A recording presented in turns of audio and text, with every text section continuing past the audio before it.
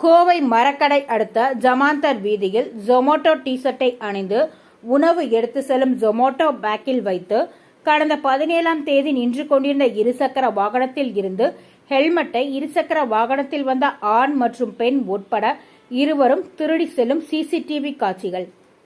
Helmet திருட்டு சம்பவம் குறித்து வைரட்டியால் காவல் நிலையத்தில் ஹெல்மெட்டின் சொந்தக்காரர் ஹெல்மெட் உடைய விலை 1500 ரூபாய்க்கு மேல் உள்ளதால் சிசிடிவி கேமராவின் பதிவுகளை வைத்து புகார் அளித்துள்ளார்.